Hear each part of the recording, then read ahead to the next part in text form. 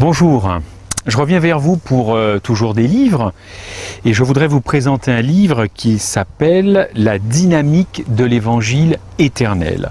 Alors c'est un livre du pasteur Jack Sequeira qui est né au Kenya, qui a une longue carrière de missionnaire, qui est à la retraite aux États-Unis.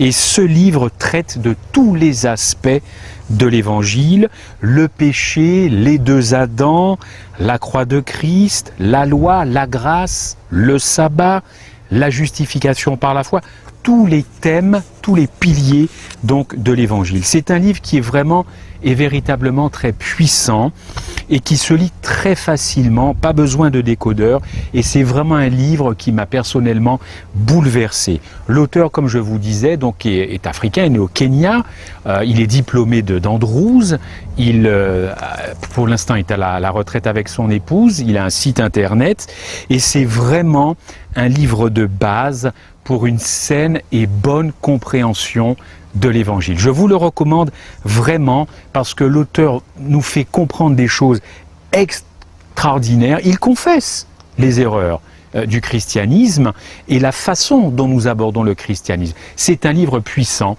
Jack Sequeira, dynamique de l'évangile éternel. Et puis toujours ce même auteur, alors encore un livre qui m'a vraiment bouleversé, La croix de Christ. La croix de Christ. Alors là, c'est quelque chose qui, effectivement, par définition, vous amène au pied de Golgotha. Et là, vous découvrez quelle croix, quel Christ, quelle expiation. Il faut vraiment prendre conscience que nous avons besoin de redéfinir cette relation avec le Christ. Et Jack Sequeira, dans un livre, encore une fois, très facile à lire, nous présente un amour bouleversant, un amour de Golgotha qui est puissant. C'est une véritable découverte ou redécouverte de tout cet amour cloué sur une croix pour la race humaine, pour vous et pour moi. Ce sont deux livres vraiment qui vous donnent de la force pour avancer dans cette relation.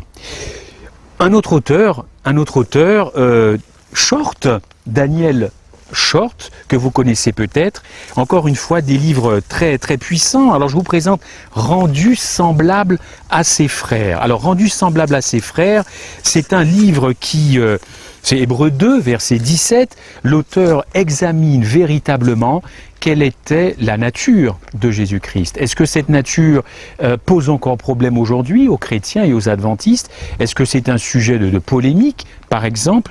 Et il va vraiment au cœur même de ce texte de Hébreux 2, rendu semblable à ses frères. Jusqu'où Christ est allé? De quelle nature encore était-il formé? Ça se lit facilement, c'est un vrai travail de réflexion et je pense que ça peut nous aider, vous et moi, à connaître davantage Christ pour l'aimer, pas seulement une connaissance intellectuelle. Qu'est-ce que ça implique d'avoir été rendu semblable à ses frères, c'est-à-dire à vous et moi? Et puis toujours ce même auteur, Daniel Short, qui est décédé d'ailleurs. C'était un missionnaire. Pendant 50 ans, il a servi l'Église. Il avait ses lettres de créance aux États-Unis.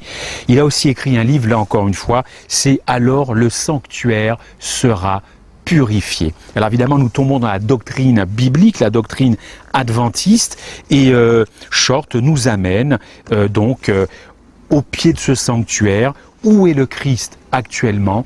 Que fait-il? Et surtout, cette purification, de quoi s'agit-il? Est-ce que c'est une purification purement, je dirais, allégorique, métaphorique?